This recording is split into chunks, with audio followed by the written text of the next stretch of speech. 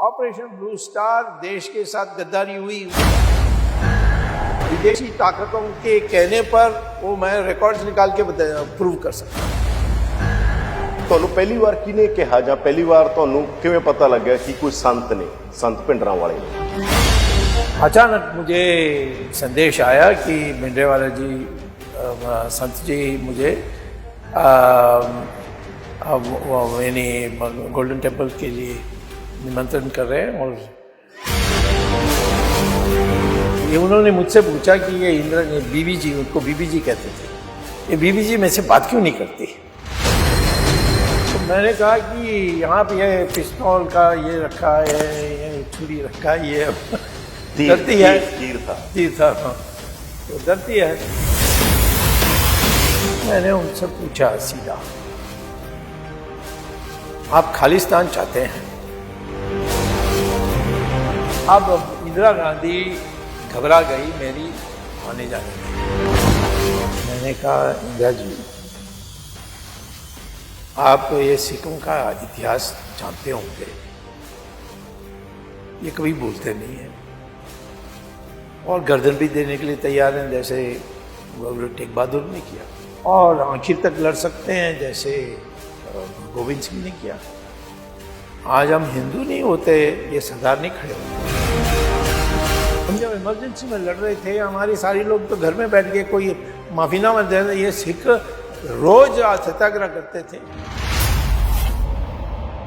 तो उसने कहा मुझसे, तुम्हारी बात सही है, अब मेरे पीछे सरदार पड़े हुए हैं और वो छोड़ेंगे।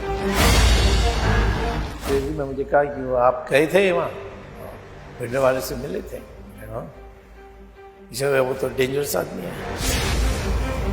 दिल्ली की सारी प्रेस का रोल बड़ा एक्टिव ऐसे ही था। मैंने एक भी नहीं देखा जिसने सच बात छापी। स्टेट आ जिहड़ी कहंदी है संत टेररिस्ट सीगा, तुहाडे लई संत कौन सी? बीजेपी के लीडर भी संत को टेररिस्ट कहते हैं, तो फिर आपके तो बिल्कुल कोई कहे तो मुझे बताओ, मैं इसका कॉन्ट्रडिक्शन प्रेस रिलीज दूंगा। संत तो मेरे दिमाग में है कि वो संत था, और जो सारी चीजें उनके बारे कही गई वो सब इन माय ओपिनियन झूठ था। संत भिंडरेवाला के साथ अन्याय हुआ और उसको दोबारा संत की जो पद है वो उसको प्राप्त करने के लिए मदद की। जो हथियार मिले ये ज़्यादातर इन्होंने रखा है, इंदिरा गांधी का गवर्नमेंट, क्योंकि उनकी ना भाषा में ना जब प्रचार में मैंने ऐसा कुछ सुना। कांग्रेस ने करवाया, उस तो बाद वाजपेयी गवर्नमेंट भी आई, उस बाद मोदी गवर्नमेंट भी आई। बीजेपी फिर कितने घाट रही, जो चाहे जून 84 है चाहे नवंबर 84, आप सीआईए के लिए काम कर रहे थे, ये आपके ऊपर एलिगेशन है। इतनी ताकतवर लोगों से लड़ते हैं तो आपके पीछे भी कोई ताकत है। लोग कहते हैं सीआईए हो सकती है। क्यों? आप तो हिस्टोरियन हैं, आप तो हिस्ट्री को बहुत अच्छी तरह जानते हैं। हिस्ट्री पर कभी कोई मिट्टी डाल के आगे जा सकता है? आपने कहा संघ को भी नहीं पता कैसे आगे बढ़ेंगे, बड़ी बात कही यार। मैं कहा किसको कांटेक्ट करें? मान लीजिए पीएम मोदी बैठे हैं, जहाँ मोहन भागवत बैठे हैं, वो कह रहे हैं कि स्वामी जी आप बता दो सिखों के बारे में, हम वही कर दें, तो आप क्या कहोगे? संत को संत बनाना मुझे कोई प्रॉब्लम नहीं। और सोनिया तो केजीबी की एजेंट थी, वो तो मैंने बहुत खुलासा किया, किताबों में लिखा है। जब सोसाइटी आगे आती, गवर्नमेंट होती और सिखों के ऑर्गेनाइजेशन बात करती, यानी किसी क्लोजर पर जो मैं बात कही थी कि क्लोजर, किसी चीजों का क्लोजर कैसे होगा? ये मैं मानता हूँ। मैं कहता हूँ कि आज मेरी डीएनए टेस्ट कर लो, मेरा और आपका, और देखो कि कोई फर्क आता है। संत को संत दोबारा बनानी है, इन्हीं पहचान बनानी है। संत तो मेरे दिमाग में है कि वो संत था, और जो सारी चीजें उनके बारे कही गई वो सब इन माय ओपिनियन। जिस दिन वो गए आपको दुख हुआ? जिस दिन नेचुरली, मैं इसीलिए कहाँ थे आप 6 जून को? मैं बेंगलोर में था। उनका फोन आया था 2 तारीख 3 तारीख को। ਰਾਜਨੀਤੀ ਉਹ ਪੇਸ਼ਾ ਜਿਹੜਾ ਬੁੱਢਿਆਂ ਵੱਲੋਂ ਨੌਜਵਾਨਾਂ ਦੀਆਂ ਲਾਸ਼ਾਂ ਤੇ ਕੀਤਾ ਜਾਂਦਾ ਹੈ। ਇਤਿਹਾਸ 'ਚ ਅਜਿਹੇ ਬਹੁਤ ਸਾਰੇ ਮੌਕੇ ਨੇ ਜਿਹੜੇ ਇਸ ਗੱਲ ਦੀ ਤਸਦੀਕ ਕਰਦੇ ਨੇ। ਜੂਨ 84 ਦੇ ਦਿਨ ਹਰ ਵਾਰ ਨਵੇਂ ਸਵਾਲ ਖੜੇ ਕਰਦੇ ਨੇ। ਸਭ ਤੋਂ ਇੰਪੋਰਟੈਂਟ ਸਵਾਲ ਇਹ ਹੈ ਕਿ ਇਹਨਾਂ ਗੱਲਾਂ ਦਾ ਕੋਈ ਕਲੋਜ਼ਰ ਕਿਉਂ ਨਹੀਂ ਹੋਇਆ। ਦੂਜਾ ਵੱਡਾ ਸਵਾਲ ਇਹ ਹੈ ਕਿ ਸਟੇਟ ਨੇ ਕੋਈ ਸਿੱਖਾਂ ਨੂੰ ਹੀਲਿੰਗ ਟੱਚ ਦਿੱਤਾ? ਅਜਿਹਾ ਕਿਉਂ ਹੋਇਆ? ਕਾਂਗਰਸ ਵੀ ਆਈ, ਬੀਜੇਪੀ ਵੀ ਆਈ, तमाम ਸਵਾਲ ਉਵੇਂ ਹੀ ਖੜੇ ਨੇ। ਸੰਤ ਕੌਣ ਸੀ? ਇੰਦਰਾ ਕੌਣ ਸੀ? ਇਹ ਪੂਰਾ ਵਰਤਾਰਾ ਕੀ ਸੀ? ਇਹਨੂੰ ਸਭ ਤੋਂ ਨੇੜਿਓਂ ਜੋ ਕਿ ਜਾਣਦੇ ਨੇ ਡਾਕਟਰ ਸੁਬਰਾਮਨੀਅਮ ਸਵਾਮੀ ਨੇ, ਜਿਹੜੇ ਜਨਤਾ ਪਾਰਟੀ, ਬੀਜੇਪੀ ਲਗਾਤਾਰ ਬਹੁਤ ਸਾਰੇ ਵੱਡੇ ਮੁੱਦਿਆਂ ਤੇ ਬੋਲਦੇ ਰਹੇ ਨੇ। ਸਾਡੇ ਨਾਲ ਨੇ, ਅੱਜ ਉਹਨਾਂ ਤੋਂ ਪੁੱਛਾਂਗੇ ਕਿ ਕਿਉਂ ਅੱਜ ਵੀ ਸਿੱਖ ਜਦੋਂ ਬੀਜੇਪੀ ਸੱਤਾ 'ਚ ਹੈ ਉਹਨੂੰ ਵੀ ਉਵੇਂ ਦੇਖਦੇ ਨੇ, ਦਿੱਲੀ ਨੂੰ ਉਵੇਂ ਦੇਖਦੇ ਨੇ, ਸੈਂਟਰ ਨੂੰ ਉਵੇਂ ਦੇਖਦੇ ਨੇ। ਕਾਂਗਰਸ ਤੇ ਬੀਜੇਪੀ 'ਚ ਫਰਕ ਕਿਉਂ ਨਹੀਂ ਕਰ ਪਾਉਂਦੇ ਸਿੱਖ? तमाम ਸਵਾਲ ਉਹਨਾਂ ਨੂੰ ਕਰਦੇ ਆ। ਸਾਡੇ ਨਾਲ ਨੇ ਸਵਾਮੀ ਜੀ। ਸਵਾਮੀ ਜੀ, ਬਹੁਤ ਸਵਾਗਤ ਹੈ ਤੁਹਾਡਾ ਪ੍ਰੋ ਪੰਜਾਬ ਟੀਵੀ। ਸਵਾਗਤ ਹੋ। ਮੇਰਾ ਪਹਿਲਾ ਸਵਾਲ ਇਹ ਆ, ਮੈਂ ਉੱਥੋਂ ਜਰਨੀ ਤੋਂ ਸ਼ੁਰੂ ਕਰ ਦਾਂਗਾ। ਜਦੋਂ ਤੁਹਾਨੂੰ ਪਹਿਲੀ ਵਾਰ ਕਿਹਨੇ ਕਿਹਾ ਜਾਂ ਪਹਿਲੀ ਵਾਰ ਤੁਹਾਨੂੰ ਕਿਵੇਂ ਪਤਾ ਲੱਗਿਆ ਕਿ ਕੋਈ ਸੰਤ ਨੇ, ਸੰਤ ਭਿੰਡਰਾਂ ਵਾਲੇ ਨੇ? संत भिंडरे वाले यहाँ दिल्ली आए थे जब निरंकारी का जो मामला था और मोरारजी देसाई प्राइम मिनिस्टर थे। 82? नहीं 78 79। तो उस समय हमारी सरकार ने निरंकारी को तो रक्षा दी गई, उसकी प्रतिरक्षा की, लेकिन भिंडरवाले की जो पॉपुलैरिटी है वो दिखाई पड़ा उस समय ही। फिर 1981-82 में ये खालिस्तान का प्रोपेगेंडा कांग्रेस से शुरू हुआ।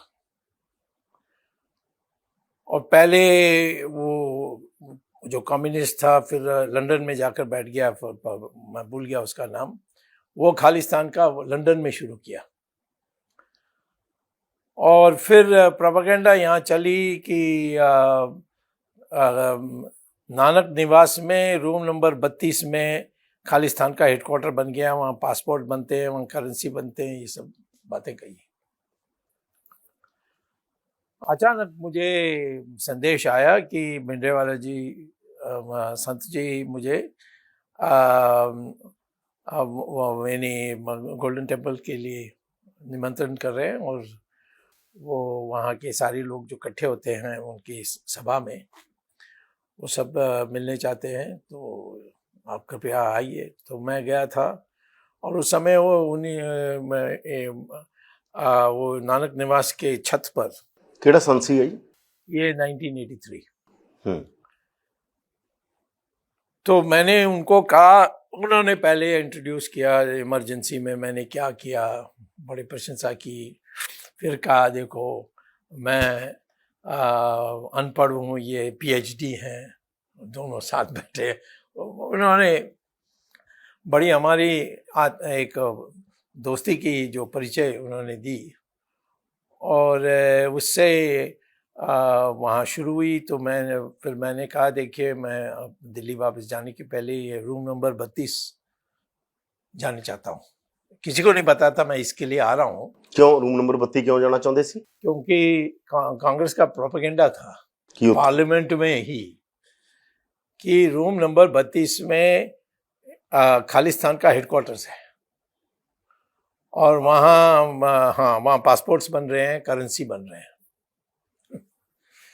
तो मैं फिर उन्होंने कहा कि ठीक है, किसी 2 लोगों को कहा कि ले जाऊँ। तो मैं गया और फिर दरवाज़ा खटखटाया, तो दरवाज़ा खुला तो एक छोटा सा बालक, एक पलंग था वहाँ और वो चाय बना रहा था। कह रहा था मेरा मामा आएंगे अभी, उसके लिए मैं चाय बना रहा हूँ। तो इतनी बड़ी झूठ कि रूम नंबर 32 में खालिस्तान का हेडक्वार्टर्स है, वहाँ प्रिंटिंग हो रही है। तो मैं वापस आया पार्लियामेंट में और कहा उस समय कोई सेठी होम मिनिस्टर था, मध्य प्रदेश के थे। मैंने उनको कहा कि इतना बड़ा झूठ आपने बोल दिया है। तो उन्होंने कहा कि नहीं आप आ रहे हैं, उनको पता लग गई तो इसीलिए उन्होंने सब खाली कर दिया। कोई प्रिंटिंग प्रेस, करेंसी का, पासपोर्ट का, ये इतना जल्दी खाली हो सकता है और वहां फिट भी हो सकता है, ये भी मुझे डाउट है। तो उस समय से फिर एक और बार संत जी ने मुझे बुलाया था और उनको निहंग का हत्या हुई थी फिरोजपुर में। तो उन्होंने कहा कि आप पर भी हम विश्वास करता हूँ, आप वहाँ जाकर देखकर मुझे रिपोर्ट दीजिए, तो बाकी किसी को मैं, अखबार वालों को तो मैं विश्वास नहीं कर सकता। तो मैं गया तो पता लगा कि निहंग ऊपर बस में बैठे थे, सीआरपी ने गंदूर लगा के नीचे उतारो कहा। वो भी अपना आत्मा स्वाभिमान में इन्हें एक उसको क्या कहते हैं, स्पीयर, अंग्रेजी में स्पीयर कहते हैं, ऐसा उठा के उस डर में उन्होंने गोली चला दी। बर्छा जेड़ा, 5 लोग मर गए। तो ये उन्होंने, मैंने आकर उनको बताया तो उन्होंने कहा कि आप क्या करेंगे? मैंने कहा पार्लियामेंट में जाकर इसको उठाऊंगा। कहा कि पार्लियामेंट से कुछ होगा? तो मैंने कहा मैं तो मेंबर ऑफ पार्लियामेंट हूँ, मैं तो पार्लियामेंट में जब तक हूँ पार्लियामेंट से ही करूँगा। फिर मैंने उनसे पूछा सीधा, आप खालिस्तान चाहते हैं? तो उन्होंने कहा नहीं, मैं कहाँ मांगा हूँ, मैंने कभी नहीं मांगा है।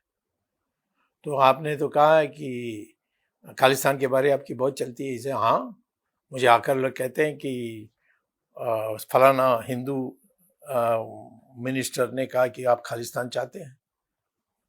तो कहते हैं वो खालिस्तान देने के लिए तैयार, तो मैं ना कहूँ क्यों कहूँ? कभी मैंने मांगा है? ये दिखा दो मेरा स्टेटमेंट। और फिर उन्होंने सिख धर्म ये सब किया। फिर मैं उनकी दोबारा आया था मई में 1984, जस्ट 1 महीने के पहले ऑपरेशन ब्लू स्टार हुई। तब उनसे मैं अकाल तख्त में भी बैठा रहा, लोग आते थे, वो लोगों की समस्या को हल करता था। कोई दहेज का सवाल था, इस प्रकार से। तो मैंने कहा कि आपने कोई घड़ा रखा है जिसमें पर्चा? हाँ जी, कहा ਜਾਂਦਾ ਸੀਗਾ ਕਿ ਜੇ ਜਿਨ੍ਹਾਂ ਦੇ ਕਤਲ ਹੋ ਰਹੇ ਨੇ ਘੜੇ 'ਚ ਪਰਚੀਆਂ ਪਾਈਆਂ ਜਾਂਦੀਆਂ ਨੇ, ਪਰਚੀ ਕੱਢ ਲੈਂਦੇ ਨੇ ਤੇ ਜਿਹਦੀ ਪਰਚੀ ਆ ਜਾਂਦੀ ਹੈ, ਜੇ स्वामी जी ਦੀ ਪਰਚੀ ਆ ਗਈ ਤਾਂ स्वामी जी ਦਾ ਕਤਲ, ਮੇਰੀ ਆ ਗਈ ਮੇਰਾ ਕਤਲ, ਇਸ ਤਰ੍ਹਾਂ ਦਾ ਪ੍ਰਚਾਰ ਕੀਤਾ ਗਿਆ। तो मैंने कहा कि वो घड़ा कहाँ है? मैंने कहा देख लो। मैं वहाँ 5 दिन था, रोज जाता था प्रवचन के टाइम में, जब वो लोगों को मिलते थे अकाल तख्त में, मैंने कुछ देखा नहीं। अब इंदिरा गांधी घबरा गई मेरी आने जाने में। मैंने एक दिन पूछा उनको कि उन्होंने मुझसे पूछा कि ये बीबी जी, उनको बीबी जी कहते थे, ये बीबी जी मेरे से बात क्यों नहीं करती? तो मैंने कहा कि यहाँ पे ये पिस्तौल का ये रखा है, ये छुरी रखा है, ये तीर था, हाँ, तो डरती है। ये क्या आप बोल रहे हो? पंजाबी में बोलते थे, मैं समझता था, क्या तुम बोल रहे हो? अभी यासिर अराफात आया, उसको गला लगाई इसने, उसके पिस्तौल, उसके पिस्तौल था वहां, पार्लियामेंट में भी लेके आया था। हाँ।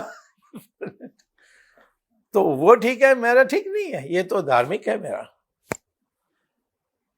मैंने उनकी जो प्रवचन सुनी उसमें वो ड्रग्स के विरुद्ध में बोले, वो महिलाओं का छेड़छाड़ के बारे में बोले, और इसका बिल्कुल विपरीत प्रोपेगेंडा, और कहा कि हथियार भरे पड़े पड़े हैं। मैंने तो जून मैं मई में लास्ट गया था, उसके बाद मैं जा नहीं सका। मैं मेरे पत्नी सारे मेरे माँ बाप को मिलने के लिए मैं बेंगलोर चले गया था। तो उस समय उनका फोन आया था कि तुम आ जाओ, यहाँ ये सब हथियार ला रहे हैं। तो मैं ये कह सकता हूँ कि जो हथियार मिले, ये ज्यादातर इन्होंने रखा है। किन्ना ने रखा है? इंदिरा गांधी का गवर्नमेंट।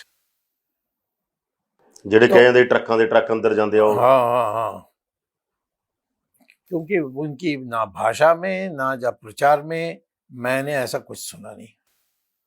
और मैं हिंदू बैठा था उनके साथ, उनके जैसा है वो अमरीक सिंह ऐसा कोई स्टूडेंट लीडर था, ये सब बातें ਭਾਈ ਅਮਰੀਕ ਸਿੰਘ ਸਿੱਖ ਸਟੂਡੈਂਟ ਫੈਡरेशन ਦੇ ਪ੍ਰਧਾਨ ਸੀ। हाँ। तो मुझे लगा कोई साजिश कहीं है, तो मैं जाकर दिल्ली वापस गया था उस मई के बाद।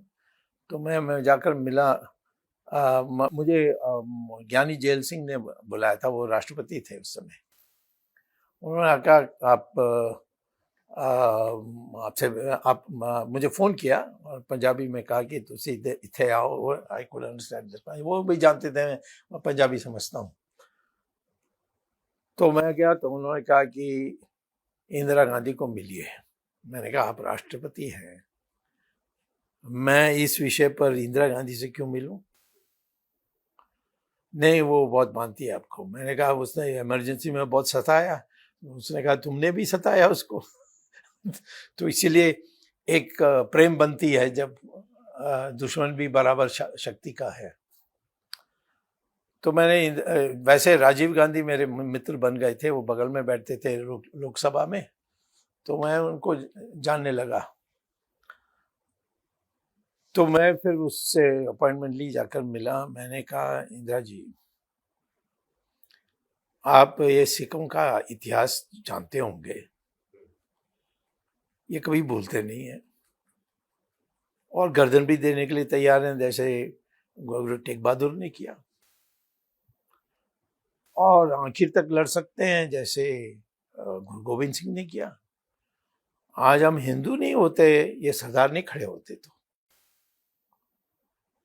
तो इसको ख्याल रखना चाहिए। तो पहले उन्होंने कहा कि राजीव गांधी से बात करो। मैंने कहा राजीव गांधी क्या जानता है, आप प्रधानमंत्री हैं, मैं कैसे बता, मैं तो जानता हूँ, मैं बात कर सकता हूँ, बट कोई फायदा नहीं है, निर्णय तो आप करने वाले हैं। और ये चीज जरूर याद रखिए कि मैंने सुना है, ये मैं जून 1-2 तारीख की बात कर रहा हूँ, मैंने सुना है कि आप मिलिट्री भेजने वाले हैं और करेंगे तो खून खराबा होगा, और सिखों तो आपको कभी माफ नहीं करेंगे। उनका इतिहास ये है। मैंने कहा अंडमान में देख लीजिए, सबसे ज्यादा फांसी तो सरदारों को दिया था। हम जब इमरजेंसी में लड़ रहे थे, हमारे सारे लोग तो घर में बैठ गए, कोई माफीनामा दे रहे। ये सिख रोज सत्याग्रह करते थे। जेल भर गया था तो जो मुख्यमंत्री था उसने उनको लॉरी में डालकर 200 किलोमीटर दूर जाकर छोड़ते आते थे, फिर वो वापस आते थे, फिर करते थे। ये कभी पीछे हटने वाले लोग नहीं हैं। मिलिट्री में 20% है, पॉपुलेशन 2% है। वो लोग उदासीन रखी। अचानक उस दिन एक डिप्लोमेट्स की एक पार्टी थी, यानी रिसेप्शन, किसी एम्बेसी में कोई सी गणराज्य दिवस ऐसा मना रहे थे। तो मैं गया था वहाँ, तो ये रशियन एम्बेसडर मिल गया मुझे। वही खुदा है कि मुझसे कहा तो उसने अंग्रेजी में मुझे कहा कि आप गए थे वहाँ, भिंडर वाले से मिले थे। मैंने हाँ। इसे वो तो डेंजरस आदमी है। मैंने कहा क्यों? इसे वो CIA ने उसको रखा है, उसको पैसा दिया है, उसको पंजाब अलग बनाने के लिए दिया है।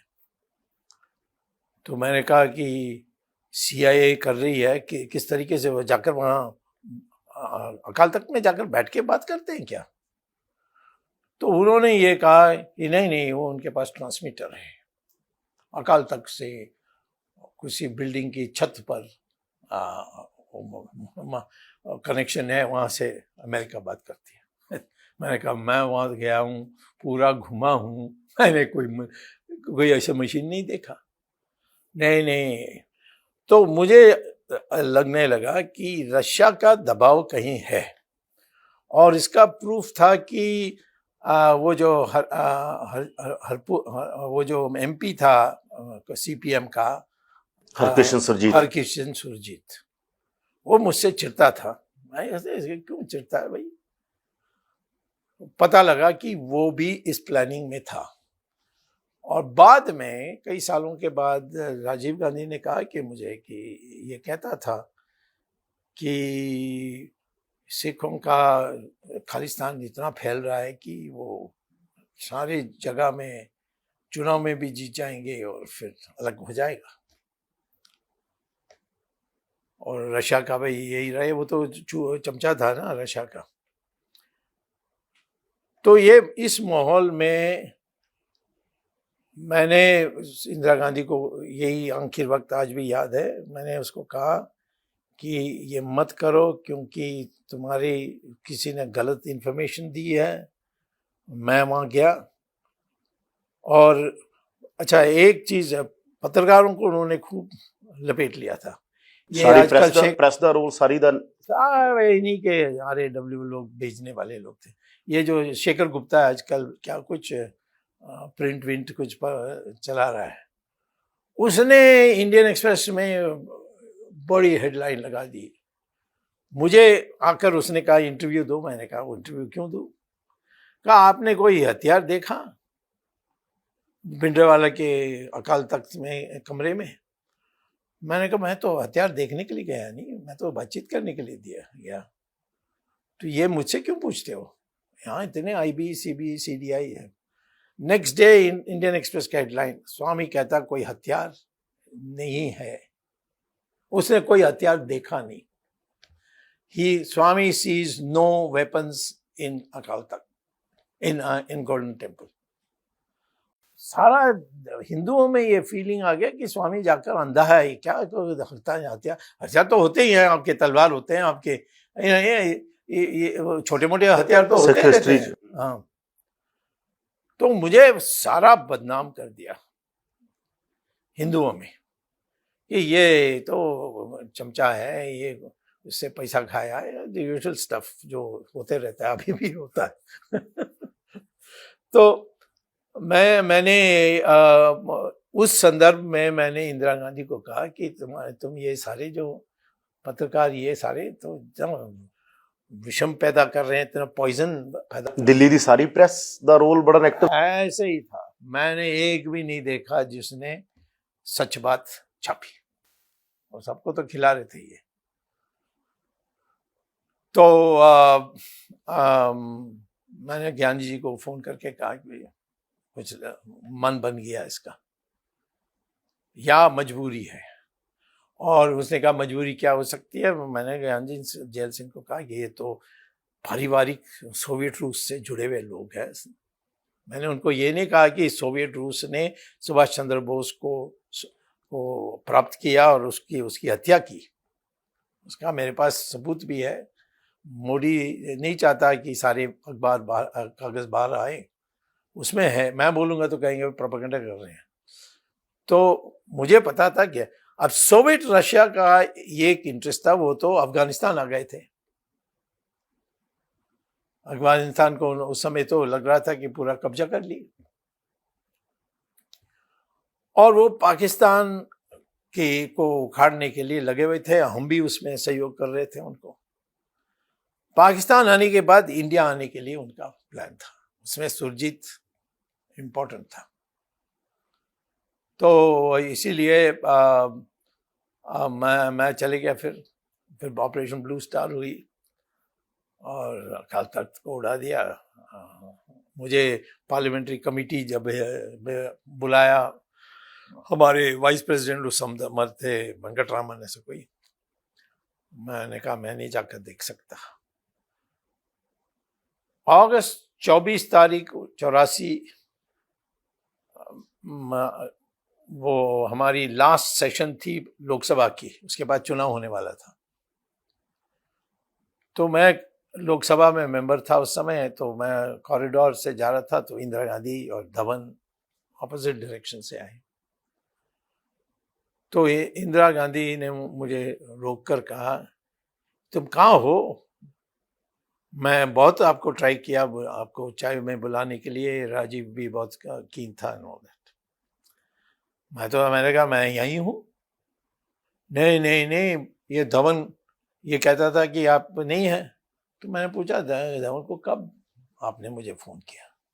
इसके माने इनके अंदर भी साजिश थी कि कोई मिलना मैं नहीं। ऑल्टरनेटिव, हाँ, क्योंकि मेरा प्रभाव इंदिरा गांधी पर था, क्योंकि मैंने इमरजेंसी में इसकी मैंने ऐसी तैसी कर दी कि वो मुझे बहुत मुझे तो उसने कहा इमरजेंसी भी मैंने तुम्हारे कारण नहीं हटाया था, जब तुम पार्लियामेंट में आ गए वहाँ बोल कर चले गए, पकड़ नहीं सके हम। तो उस समय मैंने उसने झूठ बोल दिया। तो मैंने कहा, फिर उसने कहा मुझसे तुम्हारी बात सही है, अब मेरे पीछे सरदार पड़े हुए हैं और वो छोड़ेंगे नहीं।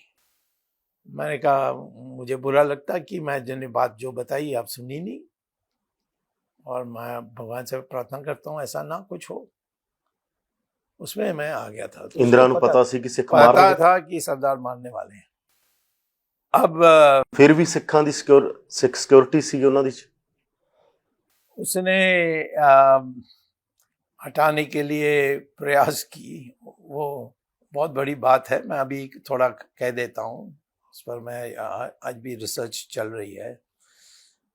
उसको हटाने के लिए आईबी तो रिपोर्ट दे दी थी, और स्पेशली ये दो लोग, ये जो बहुत बात कर रहे हैं, क्या वो बेअंत सिंह सतवंत सिंह, हाँ सतवंत सिंह। तो मैं एक दो बातें इसमें संबंध में बताना चाहता हूँ। तो सोनिया की माँ आई हुई थी, उसने कहा कि आप सिखों को पूरा हटा दोगे तो मेरी बेटी को मार देंगे वो यूरोप में, तो हटाना नहीं। किसने इसको सिखाया? माँ को, सोनिया की माँ को उनको कहने के लिए, मैं नहीं जानता। बट इतना जरूर मेरा रिसर्च बताती है कि सतवंत सिंह बीएसएफ के जो कंटोनमेंट है ग्वालियर के पास, वहाँ उसकी ट्रेनिंग हुई थी, और उसको जल्दी जल्दी गुस्सा आता था। तो एक दिन उसने बहुत थप्पड़ मार दिया, किसी का दांत टूट गया ऐसा, तो उसको एफआईआर रजिस्टर हो गई, सस्पेंड हो गई। तो आपका एक अतिंदर पाल सिंह कोई एमपी था, एमपी पहले पटियाला में बना, पटियाला तो, हाँ पटियाला 89 च बने। वो पत्रकार था भोपाल में। तो यतेंद्र पाल सिंह इस लड़का को, सतवंत सिंह को ले गया अर्जुन सिंह के पास। अर्जुन सिंह और कम्युनिस्ट और सोनिया तो केजीबी के एजेंट थी। वो तो मैंने बहुत खुलासा किया, किताबों में लिखा है। केजीबी के जो पहले थे, अब तो केजीबी नहीं है, अब क्योंकि रशिया, सोवियत यूनियन टुकड़ा टुकड़ा हो गया है, उसमें अब रशिया ही है, उसमें केजीबी है ही नहीं। तो केजीबी की पर इंक्वायरी करने वाली जो महिला थी, वो हार्वर्ड यूनिवर्सिटी में पीएचडी करने के लिए आई बाद में, तो मुझसे मिल गई। तो उसकी किताब उसने मुझे दी, उसमें उन्होंने लिखा है कि सोनिया गांधी केजीबी एजेंट, उसको पैसा मिलता था, ये सब किताब में लिखा है। State with in a state, तुम गूगल में जाओगे तो मिल जाएगा। State with in a state, deep state कहने हैं। डीप स्टेट नहीं कहा, state with in a state, जिन्हों से डीप स्टेट कह देने आगे। हाँ, उसमें उन्होंने ये लिखा है। राहुल का भी ट्रेनिंग हुआ केजीबी में, वो भी लिखा है। तो राहुल की उम्र तो बड़ी छोटी सी उदो, तो फिर ट्रेनिंग की बात है ना वो पर ये सारे 92 माने 22 साल का लड़का था, ऐसा नहीं है। वो 1970 में पैदा हुआ, और ये पुस्तक लिखी गई 1992 में। अच्छा, रॉ ਦੇ ਇੱਕ ਅਧਿਕਾਰੀ ਨੇ ਬੜੇ ਵੱਡੇ ਜੀਬੀਐਸ ਸਿੱਧੂ, ਉਹਨਾਂ ਦੀ ਕਿਤਾਬ ਆਈ ਹੈ, ਪੜ੍ਹੀ ਤੁਸੀਂ?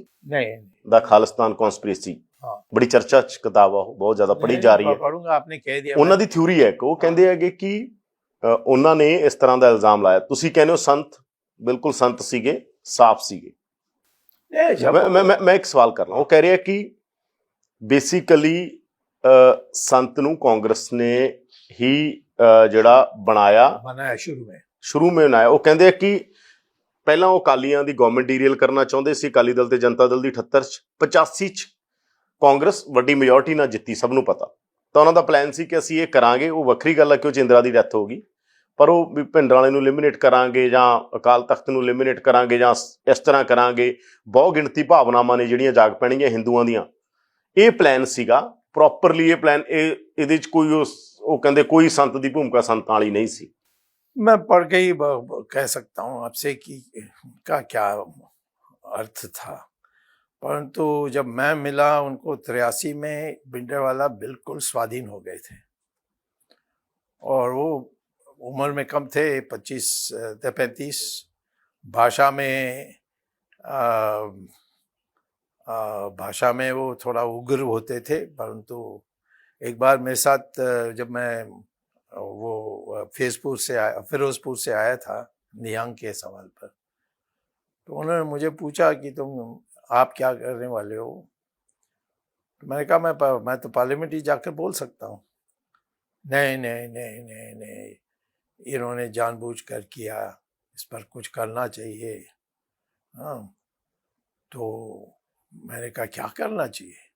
कुछ ऐसा करना चाहिए कि ये कभी ना करें। मैंने ऐसा कुछ है ही नहीं जो आप कभी कहे, क्योंकि तो वो तो सरकार है। तब उन्होंने मुझे कहा कि हिंदुओं को 50 मार दें तो कैसा होगा। तो मैंने कहा कि मैं यहाँ हिंदू बैठा हूँ तुम्हारे सामने, मुझे पहले गोली मारो।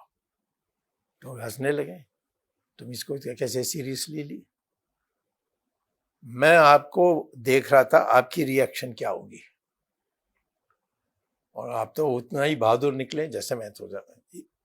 एक ही बार ये बात आई थी हिंदुओं के मन, बट मैं जानता हूँ कि ये जो हमारे आजकल एमपी हैं पंजाब से, जिसका पिताजी की हत्या हुई थी, रवनीत बिट्टू। नहीं, वो बहुत सालों के पहले की बात कर रहा हूँ। वो पत्रकार थे, मैं चंडीगढ़ में थे। उसका अभी बेटा मिनिस्टर मनीष तिवारी। मनीष तिवारी, हाँ तिवारी, मनीष तिवारी, विश्वनाथ तिवारी उन्होंने पिता का नाम। हाँ। पंजाब यूनिवर्सिटी में प्रोफेसर थे, राज्यसभा। राइट। उसको पूछा जाना चाहिए, परंतु मैं बोलना चाहिए कि नहीं जानना, पर तो वो उन्होंने जरूर मुझसे कहा। मैं समझता हूँ इतिहास के लिए मुझे बताना पड़ेगा कि जब उनकी पिताजी की हत्या हुई, सारे भिंडरांवाला ने मारा। उन्होंने कहा कि भिंडरांवाला ने मेरी माँ को फोन करके कहा कि बड़ी खेद की बात है, अच्छे आदमी थे और हमारी अकाल तख्त से कोई इसमें इन्वॉल्व नहीं है। भिंडरांवाले ने मनीष तिवारी के मदर को कॉल किया। हाँ। वो पीजीआई में डॉक्टर होते थे। हाँ। उनकी मदर। अच्छा। तो ये मुझे कहा अब मुझसे उसको पब्लिक करना है नहीं करना है मुझे नहीं पता, परंतु मैं तो समझता हूँ इतिहास में ये इम्पोर्टेंट है, क्योंकि ये कहना कि वो सब हिंदू को देखते गोली मारने वाला था, ऐसा नहीं था। और उनके प्रवचन में भी उसने कभी हिंदुओं के खिलाफ बोला नहीं। मैं जब जहाँ था, मैंने 2 बार सुनी और उनको बताए बिना मैं आया। उन्होंने कहा कि मेरे प्रवचन में बैठ के देखो और बताओ। तो सो एनीवे, मैं एक सवाल करदा कि ये नैरेटिव ने 3-4 तरह के नैरेटिव ने। फर्स्ट नैरेटिव संत सी। सैकेंड नैरेटिव संतां नूं सिखां ने 20वीं सदी का महान सिख का दर्जा दिता। अकाल तख्त ते सिख इकट्ठे होए, उन्होंने कहा 20वीं सदी का महान सिख संत है। तीसरा नैरेटिव स्टेट है जिहड़ी कहंदी है संत टेररिस्ट सीगा। तुहाडे लई संत कौन सीगे? तुहाडे लई संत की सीगे? स्टेट को तो मैं बिल्कुल नहीं मानता। वो जो कमांडर इन चीफ था उसने सुंदर जी, उस समय कमांडर इन चीफ था, मद्रासी, उसको जानता था मैं। उसने इंदिरा गांधी को कहा कि ये सब लड़के हैं, कुछ नहीं है, इसको तो मैं तो अकाल तख्त को, गोल्डन टेम्पल को 2 घंटे में फ्री, 2 घंटे में, और टैंक को लाना पड़े, टैंक चलाए, सब सराउंड करके ये सब करने के बाद उसको 4-5 दिन लगी। तो मैं ये कहता हूं कि ਸੰਤ ਕੌਣ ਸੀ ਮੈਂ ਪੁੱਛ ਰਿਹਾ ਤੁਹਾਡੇ ਤੋਂ? हाँ ਇਹ ਕਹਿੰਦੇ ਟੈਰਰਿਸਟ ਸੀ ਸੰਤ, ਤੁਸੀਂ ਕੋਈ वो सेंट सी, कोई कहता शहीद अभी भी। आमतौर पर सब अखबार से जाते हैं, अब तो सब भूलने चाहते हैं। मैं भी समझता हूं कि हिंदू और सिख अलग कैसे हो सकते हैं। नहीं, मैं नहीं वो पुरानी बात कहनी चाहता हूँ, नखून और मांस का रिश्ता है, ये सारी चीजें वो सब चोट तो है ही। वो पॉलिटिकल स्टेटमेंट है, वो तो बयानबाजी है, करते रहो। हाँ वो कुछ किया नहीं उस समय जब करना था।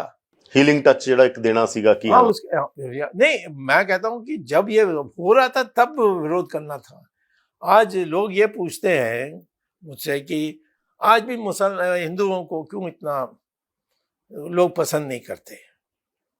मैंने कहा कि आपने उस समय किस साइड में थे? आरएसएस में जो इनके पहले जो सरसंघ चालक थे सुदर्शन जी, उन्होंने मुझसे भी कहा था कि तुम्हारी वहां सिख मानते हैं, तुम्हारी बात सुनेंगे, तो ये हिंदू और सिख को दोबारा एक कर दो। अब प्रॉब्लम था कि आरएसएस तो कोई फतवा नहीं दी या कोई आदेश नहीं दी कि तुम भिंडेवाला का विरोध करो।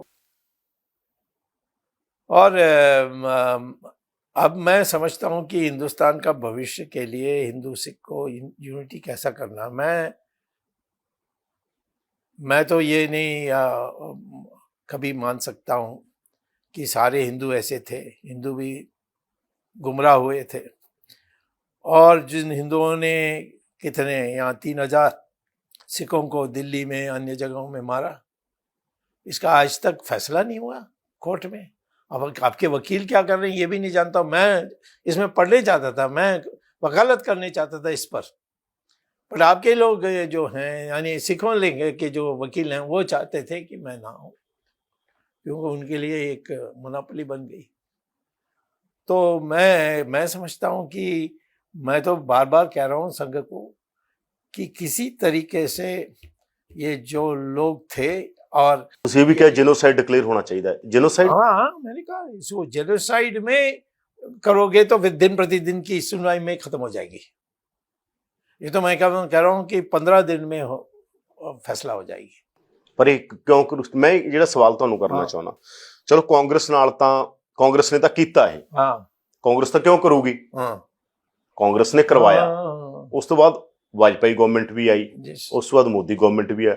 बीजेपी ਚ ਫਿਰ ਕਿੱਥੇ ਘਾਟ ਰਹੀ, ਜਿਹੜਾ ਚਾਹੇ जून 84 है चाहे नवंबर 84? जब वाजपेयी प्राइम मिनिस्टर थे मैं बीजेपी में नहीं था, मैं बीजेपी में तो 2013 में। पर ਤੁਹਾਡੇ आरएसएस ਨਾਲ ਤਾਂ ਵਧੀਆ ਰਿਸ਼ਤੇ ਰਹੇ ਨੇ शुरू। हाँ आरएसएस के साथ हमारी संबंध रही, और उन्हीं की सिद्धांत मैंने जाकर चाइना से कैलाश मानसरोवर खुलवा दिया, जो कोई बीजेपी वाला कर नहीं सका या प्रयास भी नहीं किया। आज नरेंद्र मोदी को तो करना ही चाहिए। हम तो वैसे भी शून्य हैं आसाम में, पंजाब में कोई चुनाव का तो सवाल नहीं है, अब तो राष्ट्र का सवाल है। 20% सिख हैं हमारे आर्मी में, उनके दिल में सब में कुछ होगा ही, और जो हुआ दिल्ली में उसको तो हम कभी भूल ही नहीं सकते, क्योंकि मैं दिल्ली में था, मैंने भी कई सिखों को बचाया। हाँ अपने गाड़ी चलाकर, कई बड़े फेमस भी हो गए हैं, आज वो बिजनेसमैन सब हो गए हैं। और उस समय उनको मैंने ठहराया मेरे अपने घर में, और लोग आए थे तो मैं गेट में खड़ा होकर कहा पहले मुझको करो फिर जाओ, फिर चले गए वो। ये इसमें कांग्रेस की नेतृत्व थी, भिंडेवाला का हम नहीं कह सकते कि बादल की नेतृत्व थी या लोंगेवाल की थी। ये सब साधु लोग थे। आई मीन बादल को मैं कम चाहता था, बट लोंगेवाल को मैं बहुत अच्छी तरह जानता था। वो तो संत थे, आई मीन बड़े साधु टाइप आदमी थे, बड़े नम्र सोहन। तो मैं ये कहता हूँ कि हमको आज इसको एक प्रायोरिटी देनी चाहिए। मैंने चिट्ठियां लिखी, कई लोगों को मैंने छुड़वाया भी। जब भिंडेवाले के लोग आए थे कि 7 साल जेल में रह चुके हैं, हमारे पासपोर्ट नहीं देते हैं, सब मैंने चुपचाप किया, क्योंकि अभी भी विदेशों में पागल लोग हैं जो कहते हैं कि खालिस्तान बने। खालिस्तान तो हम कभी मान नहीं सकते। सिखों के बिना हम कैसे रह सकते हैं? यानी 20% आर्मी है, वही यानी मतलब की बात करेंगे तो हम कहेंगे 20% आर्मी के लोग हैं कि उनको अलग देश देंगे? क्या बात कर रहे हो? देश कैसा रहेगा? देश पहले भी नहीं रहता यदि गुरु गोविंद सिंह नहीं होते। तो इसीलिए खालिस्तान तो कभी नहीं मैं मान सकता। उसको स्वायत्ता भी देनी, एक इंडिपेंडेंट स्टेट बनाने की भी बात नहीं मैं मानूंगा। परंतु सिखों के साथ जो अन्याय हुआ है और जो इतिहास अभी भी लिखी जा रही है, उसको सही इतिहास लिखने की आवश्यकता है। यह आज की सबसे बड़ा और जब मुझे कोई पावर मिलेगी, बीजेपी में तो मुझे मोदी के सिवाय किसी और को पावर है ही नहीं, और मैं अलग से बैठ के उसको भी झाड़ रहा हूँ कि तुम ये पॉलिसी गलत है, तुम्हारी इकोनॉमी फेल है। ये तो मैं डरता नहीं हूँ। चाहिए तो हमारी पार्टी से निकाल दें और देखें कि मैं और भी मुसीबत पैदा करूँगा। तो वो उसकी चिंता नहीं है कि पोस्ट नहीं मिली, मिनिस्टरशिप नहीं मिली। परंतु मैं कहता हूँ कि राष्ट्र के निर्माण में ऐसा संघ भी इसी राय के हैं, परंतु उनको पता नहीं किस तरीके से आगे बढ़े। और कहीं ना कहीं इसको इस सवाल को लेकर बातचीत शुरू की। आपने कहा संघ को भी नहीं पता कैसे आगे बढ़े, ये बड़ी बात कही आपने। मैंने कहा बिल्कुल, किसको कांटेक्ट करें? वहाँ लोग, लोकल लोग तो कोई है। लोकल लोग में आरएसएस के लोग हैं, मुझे बोलते रहते हैं आओ आओ। मैंने कहा किस अधिकार के साथ आऊँगा मैं? मोदी तैयार होना चाहिए ना। अब ये फार्म के लिए 1 साल लगी उनको। आप तब भी बोलते रहे। हाँ, मैंने विरोध किया था। मैंने कहा कि इसको ये बहुत अच्छा है तो जो बीजेपी की सरकार है उसमें लागू कर दो और दिखा दो कि कितना सुंदर है ये रिफॉर्म। पंजाब को छोड़ दो। वह जिद नो, पर आखिर में झुकना पड़ा ना, और इसको वापस लेना पड़ा। और मैं समझता हूं कि ये भी समझना चाहिए कि सिखों के साथ अन्याय हुआ, ये भूलने वाले नहीं है, इसको मिटाना है। अच्छा, एक गल दसो, ਤੁਸੀਂ ਜਦੋਂ ਤੁਹਾਡੇ ਬਾਰੇ ਖਾਸ ਤੌਰ ਤੇ ਕਿਹਾ ਜਾਂਦਾ ਕਿ ਤੁਸੀਂ ਕਰੈਕਟਰਾਂ ਦੀ ਗੱਲ ਕਰਦੇ ਹੋ, ਜ਼ਿਆਦਾ ਫਨੋਮਨੇ ਦੀ ਗੱਲ ਨਹੀਂ ਕਰਦੇ। मेरा सवाल मैं हिंदी च कर देना जो तुम इंग्लिश में बोलिए। हाँ, तो मैं कि आप करैक्टर जैसे भिंडरांवाले करैक्टर है इंदिरा गांधी। हाँ, आप जो एक फिनोमेना है, फिनोमेना क्या है कि 46 में खालिस्तान का मता पहले हरकृष्ण सरजीत ने डाला, ने सिख होमलैंड वर्ड था तब। 46 में एसजीपीसी में भी खालिस्तान का मता डाला।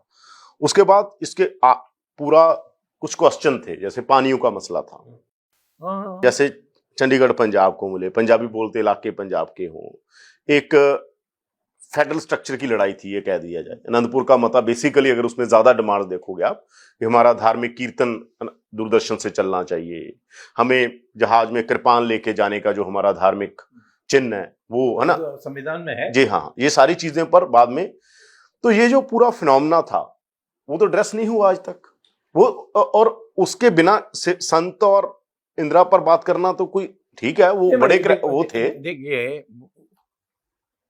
इन चीजों में तो दो पक्ष होते हैं ना।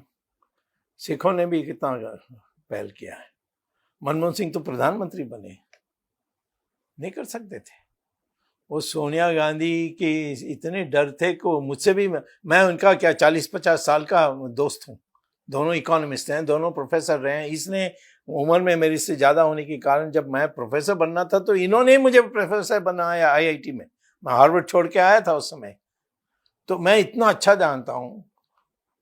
जब ऑपरेशन ब्लू स्टार के बाद जब मैंने विरोध किया तो इन्होंने धन्यवाद दिया, पर आप क्यों नहीं बोले? जब मैंने कहा हमारी तो दूसरी स्वभाव है। तो मैं कहता, सिखों को इंटेलेक्चुअल्स हैं, जगह में मिनिस्टर्स हैं, ये सबको इकट्ठे होकर एक जगह में एक अपना एक दस्तावेज तैयार करना चाहिए कि ये जो इश्यूज थे, मैं ये कह रहा हूँ ना कि सिखों में कुछ नहीं, दस्तावेज इश्यू तो आज तक एड्रेस नहीं हुए ना। दोबारा क्यों हर जून 84 पर लोग इकट्ठे क्यों? तो आप अभी दबाव लगाना, सिखों को भी दबाव लगाना चाहिए, इन इश्यूज को पहले साफ करो। क्योंकि अगर इशू रहेंगे तो संतों की जगह कोई और संत आ जाएंगे। खालिस्तान का कभी जो ये जो नहीं, उन्होंने भी नहीं मांगा था केजरीवाल, नहीं मैं कहता हूँ केजरीवाल जो है ये तो भड़का रहे हैं आपको। ये तो चुपचाप नक्सलाइट है, इसको लोग पता नहीं है कि नक्सलाइट है। इसकी जो भूमिका मैं सब जानता हूँ। तो मैं ये कहता हूँ कि आज खालिस्तान को तो हम कभी नहीं मान सकते, इसमें लड़ना तो लड़ेंगे। देश का बहुत बंटवारा हो गया, अब आगे बंटवारा नहीं है, अब जो चले गया उसको लेने की बात। मैं ये कह रहा हूँ कि जो इश्यूज थे उन्हीं की बिना पर आगे जो खालिस्तान की एक्सटेंशन, मान लीजिए 86 में वहां पर ऐलान हुआ, आपको पता है ना कि अकाल तख्त पर बाद में ऐलान कर दिया गया खालिस्तान का। संतों ने ऐसा कुछ नहीं किया था, 84 तक कुछ भी नहीं। आप जानते हैं, हम भी जानते हैं, पढ़ा है। उन्होंने कहा कि अगर अकाल तख्त पर अटैक होगा तो इसको नींव माना जाए खालिस्तान, ये उन्होंने बोला था कि अगर होगा।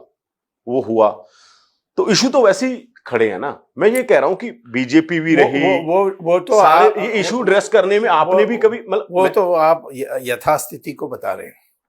इसको अगर इशू ड्रेस नहीं होंगे तो फिर नहीं, आपके दिमाग में बात ये है कि हिंदुओं को करना चाहिए ये। नहीं, मैं कह रहा हूं सरकार को करना चाहिए। मैं कह रहा हूं कि ओवरऑल सिविल सोसाइटी आगे आती, गवर्नमेंट होती और सिखों के ऑर्गेनाइजेशन बात करती। यानी किसी क्लोजर पर जो मैं बात कही थी कि क्लोजर, किसी चीजों का क्लोजर कैसे होगा, तभी क्लोजर होगा ना। रिकंसिलिएशन कैसे, जैसे अफ्रीका में ट्रुथ कमीशन बने, तभी होगा ना जब आप बात करोगे भाई ये गलत हुआ, ये ठीक हुआ, ये हम ठीक। ये मैं मानता हूँ ट्रुथ कमीशन होना चाहिए, क्योंकि कागजों में जो बातें मैंने देखी है, मिनिस्टर होते 91 में 1991 में जब मैं चंद्रशेखर के मिनिस्ट्री में था, तब से मैं कह सकता हूँ कि वो बाहर निकलेगा तो सच आ जाएगा।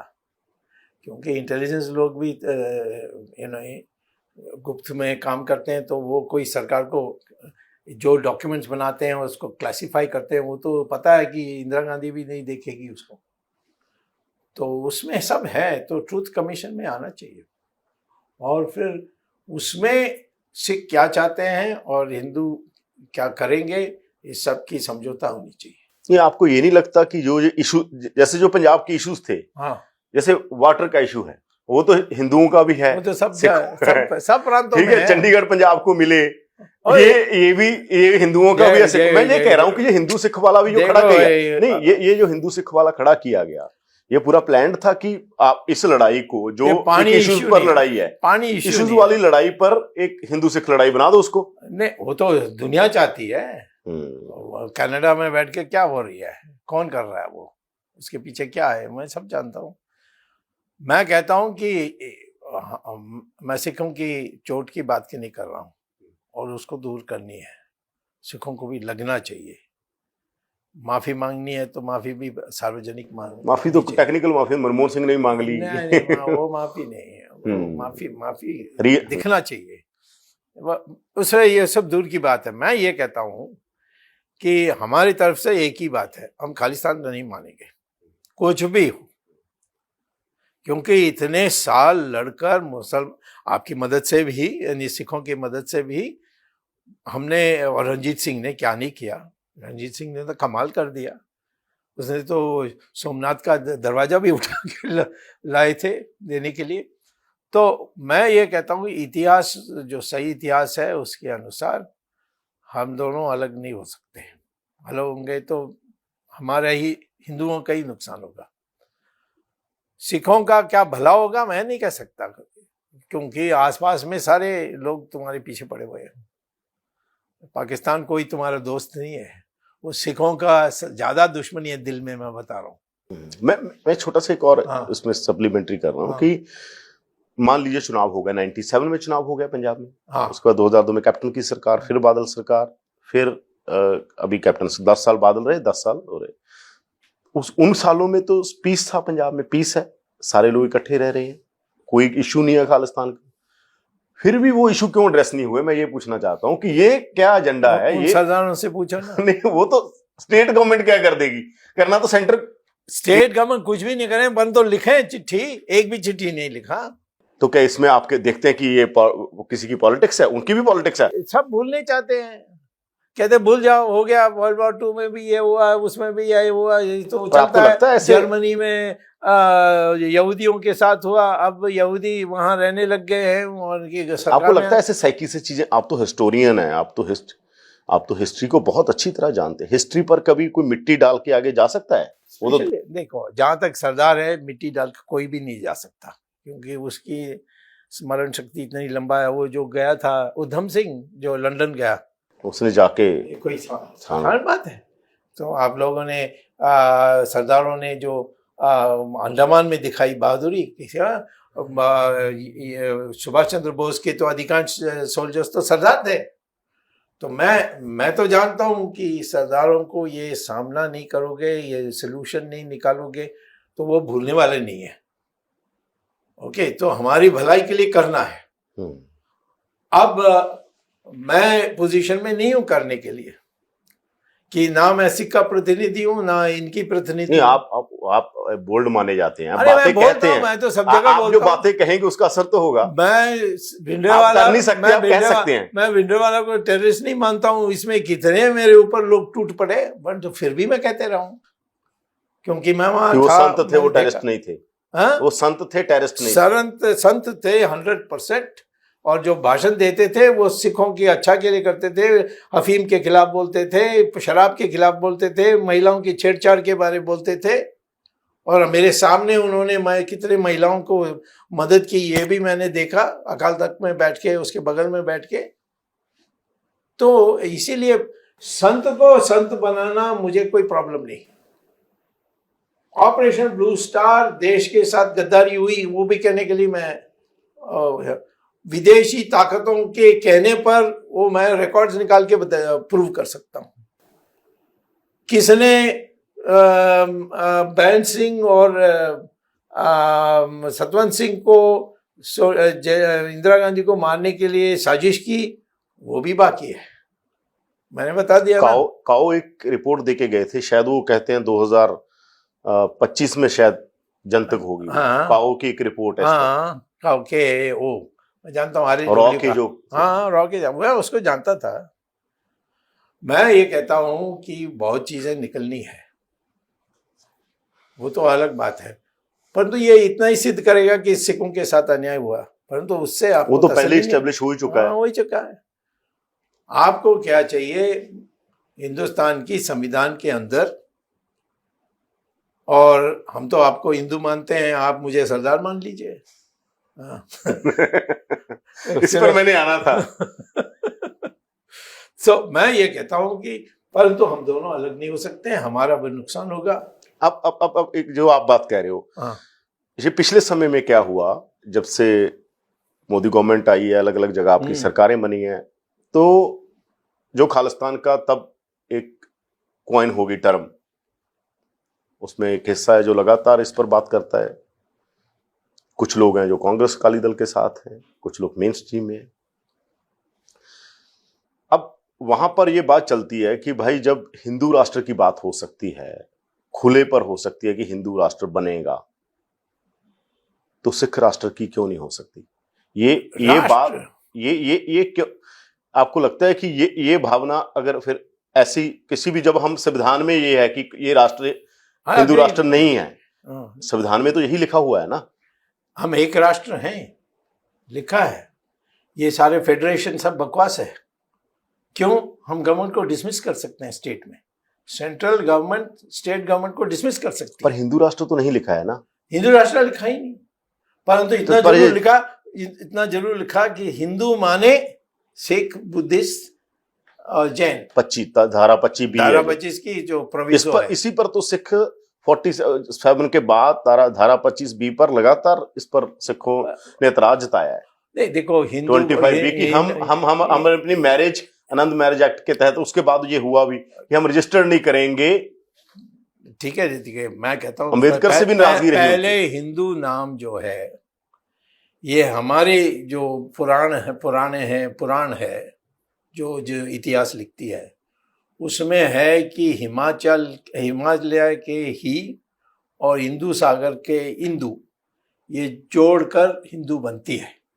अंग्रेजों ने आकर पागल कर दिया हमें कि वो सिंधु को हिंदू नहीं बोल सकते थे, इसीलिए हिंदू हो गया, और सब बकवास है। आर्य द्रविड़ा बकवास है, क्योंकि डीएनए टेस्ट के अनुसार हम सब एक ही हैं, कोई बाहर से नहीं आया। डिस्कवरी ऑफ इंडिया में तो नेहरू इतना कुछ, वो सारा नेहरू लिख रहे हैं, वो तो पंडित थे। ऐसे पंडित भी होते हैं जो जिनको हम भ्रष्ट कहते हैं। हम जेटली के खिलाफ मैं लड़ा था, वो भी पंडित ही था। मैं इसमें नहीं जाता हूँ।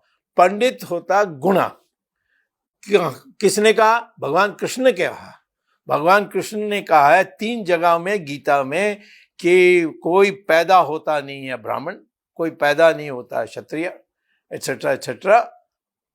उसकी जो गुण है उसके अनुसार गया तो वो होता है ब्राह्मण।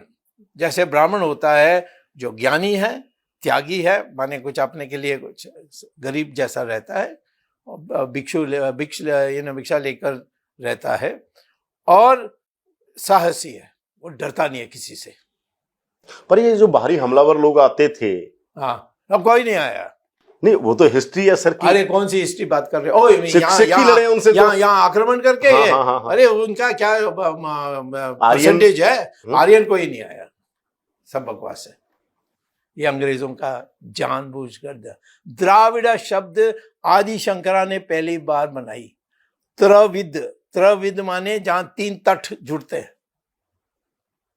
और उनको पूछा गया, जब वो पैदल गए कश्मीर तक, रास्ते में बिहार में मंदना मिश्रा जो बुद्धिस्ट स्कॉलर थे, उनसे मिलकर वो शास्त्रार्थ करते थे कि मैं डिबेट में जीतूंगा तो तुम हिंदू बनोगे, और मैं हारूंगा तो तुम्हारी बुद्धिस्ट रिलीजन मैं अपना लूंगा। तो उस पर उन्होंने सारा बुद्ध भारत को हिंदू भारत बनाया। हिंदू बने सनातन धर्म हिंदू। अब पर दलितों के सारे स्कॉलर हैं जो सब मुझसे डिबेट करा रही है, उनको बुलाकर। मैं तो ये तो कहा जाता है ना कि हिस्ट्री है, जो इतिहास है। मैं कहता हूं कोई हिस्ट्री नहीं है, सब झूठ है। सर मेरा क्वेश्चन तो सुन लीजिए। कहा जाता है कि हिस्ट्री की तो इंटरप्रिटेशन होती है ना, व्याख्या है, किसी भी चीज की व्याख्या। मैं स्वामी की व्याख्या कर रहा हूँ, स्वामी मेरी व्याख्या कर रहे हैं, कहते हैं कि या तो आप किसी की व्याख्या कर दो, नहीं कोई आपकी कर देगा, वहीं रोक दो। तो ये ऐसा है कि हिस्ट्री की पहले जो व्याख्या हुई, अब आपकी एक व्याख्या है। नहीं, मेरी तो मैं तो उसीलिए मैं नहीं, फैक्ट नहीं है। मैं उसीलिए कह रहा हूं आप खुद को डिबेट करो मुझसे।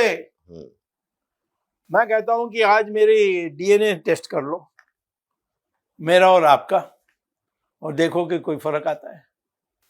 ये तो होकर जर्नल्स में पब्लिश हुए हैं, यानी इंग्लैंड में कैम्ब्रिज जर्नल ऑफ जेनेटिक्स। मैं यही कह रहा हूं, मान लीजिए डीएनए एक है जो आप कह रहे हैं, आपके मुताबिक हम मान लेते हैं। सिद्धू मूसेवाला वाला इशू पर आपने ट्वीट किया कि उसका सिक्योरिटी क्यों विड्रॉ किया? नहीं, आपने ये कहा कि गुजरात के साथ वो क्या कैसे कहा? मतलब वो सिद्धू मूसेवाला को आप पहले जानते थे, जहां ये अभी पता चला? मैं उसका नाम ही नहीं जानता था। उसको देखा कि, और मैंने पढ़ा कि उसका सिद्धू मूसेवाला जट सिख था। हाँ, जट सिख। एनीवे उसका सिक्योरिटी को विड्रॉ कर दिया या कम कर दिया। तो फिर मैंने कहा ये जहां भी होता है वहां चीफ मिनिस्टर और होम मिनिस्टर को पहला अक्यूज बनाना चाहिए। सर आप कहते रहे कि भिंडराम वाले संत थे और अच्छे लोग थे, कांग्रेस ने उनको बदनाम करके, या कांग्रेस की पूरी पॉलिटिक्स थी, केजीबी के साथ मिलकर उन्होंने ये सारा किया। पर वहीं जिसको आप अच्छी ऑर्गेनाइजेशन मानते हैं, आरएसएस को, उनकी पोजीशन बिल्कुल अलग थी वहां पर पंजाब में। आपको कैसे पता है? और उस समय मैं नहीं कह सकता। उस समय आप उनके साथ इन टच नहीं थे? नहीं थे। मैं बचपन में आरएसएस शाखा जाता था, फिर मेरे फादर ने कॉन्वेंट स्कूल भेज दी मुझे, और फिर मैं अमेरिका चले गया।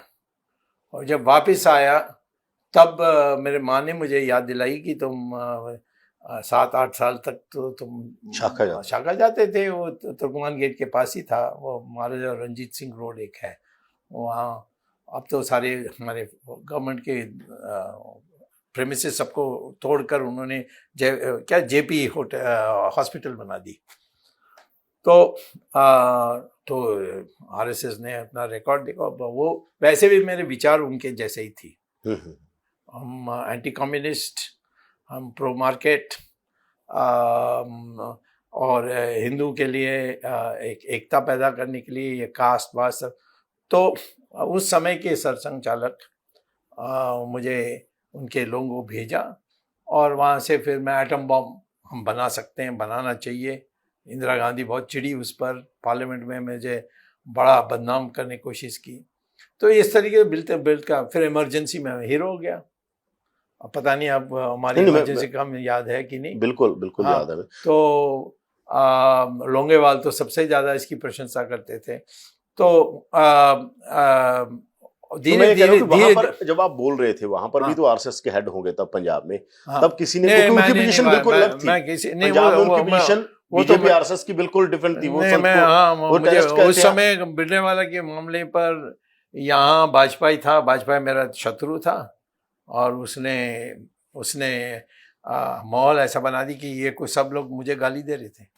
पर आज भी देखिए, संतों के नाम पर किसी ने टी शर्ट डाली है, हाँ, जम्मू कश्मीर में पर्चा हो गया, हाँ, कई और जगह जहां पर संत को कोई सेलिब्रेट कर रहा है उस पर पर्चा हो जाता है। बीजेपी के लीडर भी संत को टेररिस्ट कहते हैं, तो फिर आपके तो बिल्कुल कोई कहे तो मुझे बताओ, मैं इसका कॉन्ट्रडिक्शन प्रेस रिलीज दूंगा कि कहना गलत है कि संत की जो टी शर्ट डालता है उस पर कोई पर्चा, कोई नथिंग रॉन्ग, एब्सोल्युटली गलत कुछ नहीं है। संत को संत दोबारा बनानी है, इन्हीं पहचान बनानी है। संत तो मेरे दिमाग में है कि वो संत था और जो सारी चीजें उनके बारे कही गई वो सब इन माय ओपिनियन झूठ था। और वो जो प्रचार प्रवचन करते थे उसकी टेप रिकॉर्डिंग है तो उसको सुन लो। उन्होंने सिर्फ ड्रग्स के बारे बात की, जो भी 3 प्रचार में गया, पहले में ड्रग्स की बात की, अफीम को सरदार नहीं हो सकता, वो अफीम लेगा तो अमृत शिकाया जा, सिखों को अमृत शिकाते थे। हाँ, कोई मुझे गात्रा पहनते हैं सिख, अमृत शिकाया। फिर उन्होंने कहा शराब का विरोध, और तीसरा महिला को छेड़छाड़। तो इसको संत नहीं कहोगे तो क्या कहोगे? और तो फिर आज के, मैं कह रहा हूँ उस टाइम भी ये आरएसएस और बीजेपी में विरोध था, आज भी, आज के टाइम भी आरएसएस में जो पर्सनालिटी बनता है ना उस पर डिपेंड करता है। ओके, रज्जू भैया बन गए, वो तो मेरे खिलाफ थे, इसीलिए मैं जनता पार्टी में बना रहा।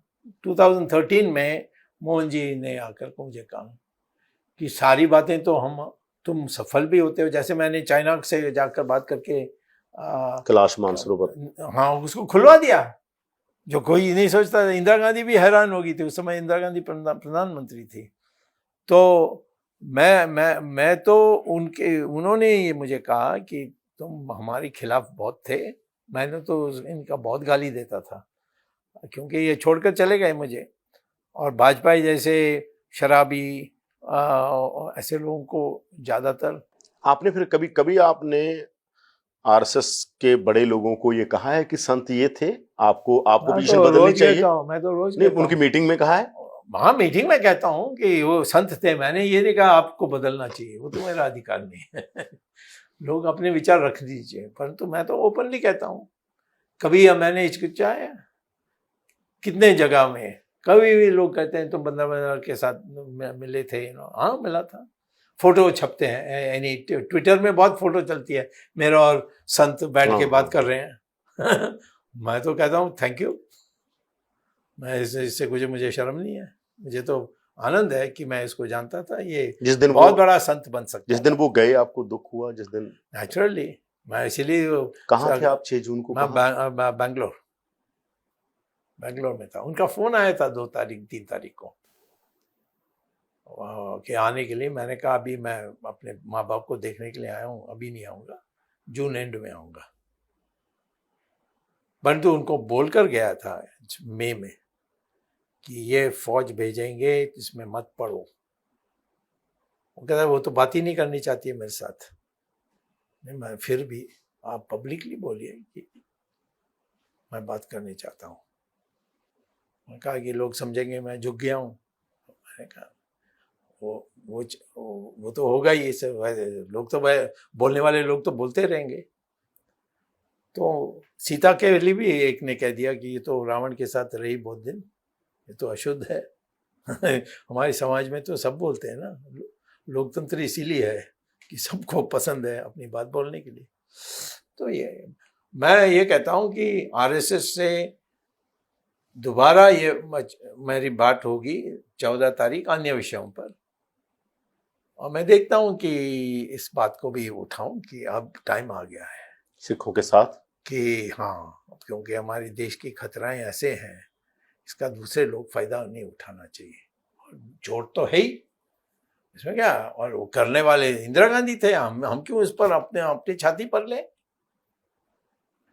तो हमारी, और उस टाइम क्या गया ना कि अडवाणी ने जो किताब लिखी माई कंट्री माई लाइफ, उसमें भी वो कहते हैं कि हमने प्रेशर डाला इंदिरा पर कि जल्दी ब्लू स्टार करो। हाँ, वो तो अब तो मार्गदर्शन मंडल में है, उसको गौशाला कहते हैं।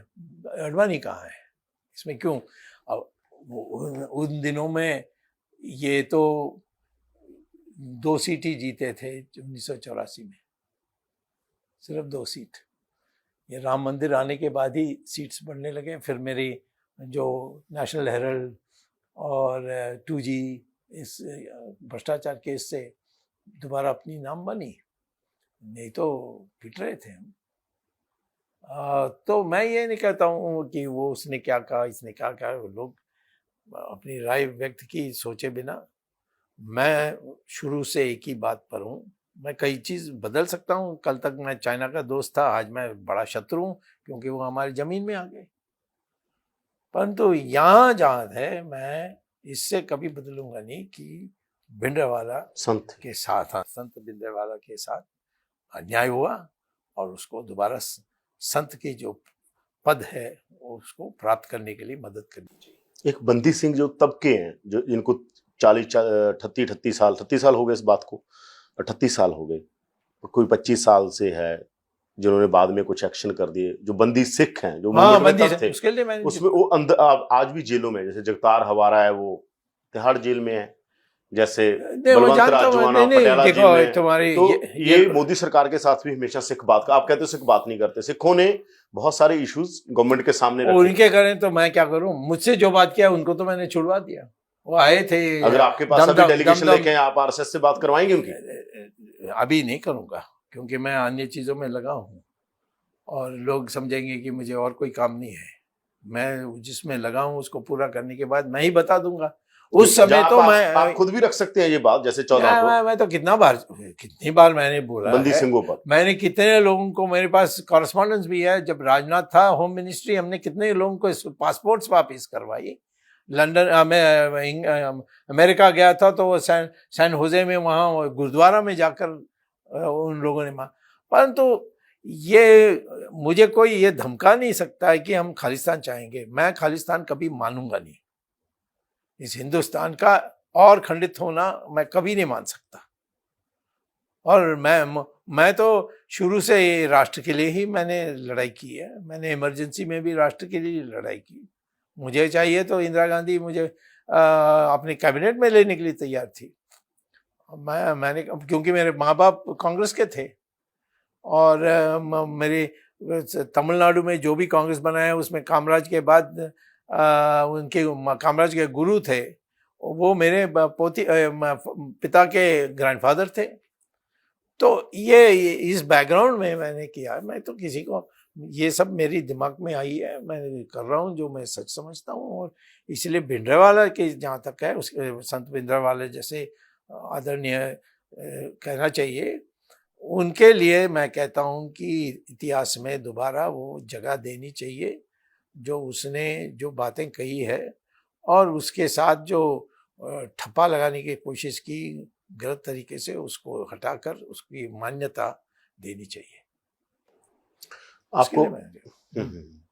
जब आप ये बात आप बहुत बड़े पैमाने पर कहते हैं कि केजीबी का सारा ऑपरेशन था, केजीबी का मदद थी। जब केजीबी की आप बात करते हैं तो जो लेफ्ट के लोग हैं, बहुत सारे लोग कहते हैं, हरकिशन सुरजीत, नहीं वो आपके ऊपर कहते हैं कि क्या आप किसी एजेंसी के था, देखिए स्वामी जी सीआईए से हैं, देखो आप सीआईए के लिए काम कर रहे थे, ये आपके ऊपर एलिगेशन लगता है। किसको बोलने से कैसा होगा, कुछ आधार देना चाहिए।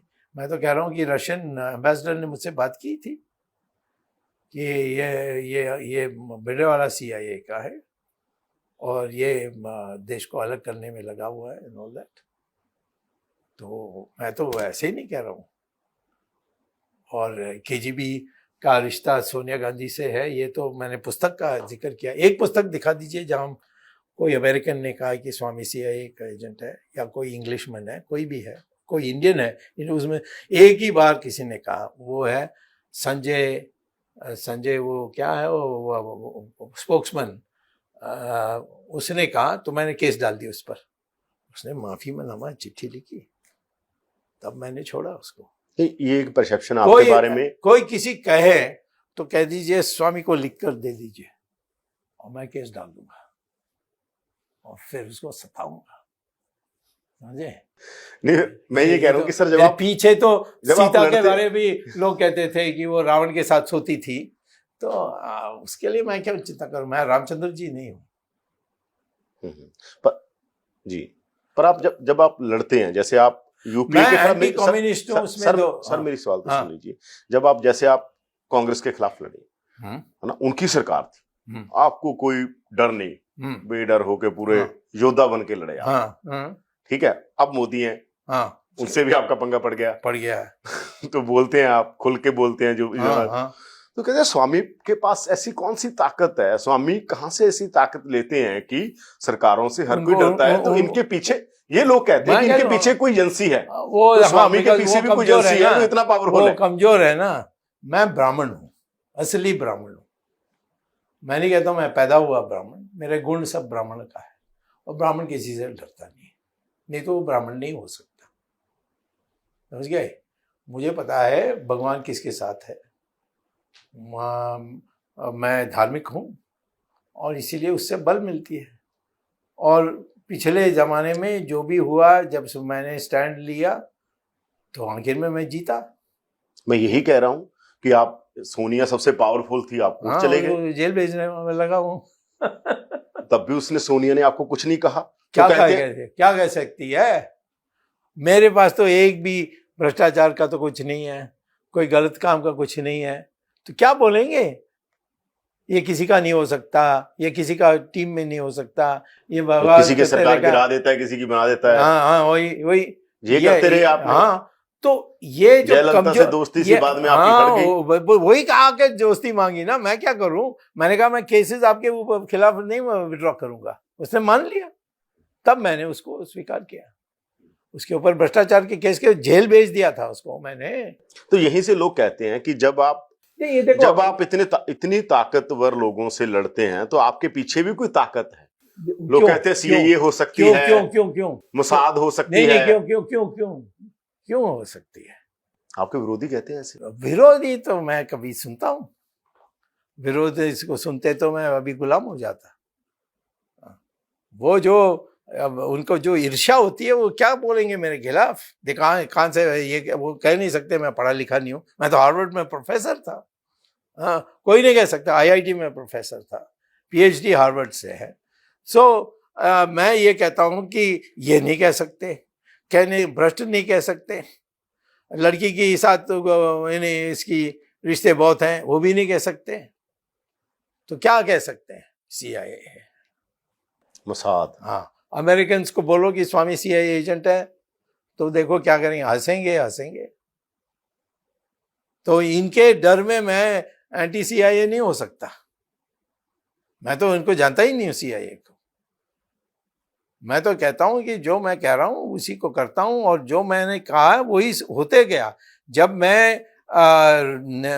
इंदिरा गांधी की पॉलिसी सोशलिज्म का विरोध कर रहा था, यही कहते थे CIA का है। अच्छा, आपको और कुछ मजेदार बात चाहिए तो विकीलीक्स है ना, विकीलीक्स, उसमें एक अमेरिकन एम्बेसडर था 1976 में, उसने एक केबल भेजी है, उसको पढ़ लो।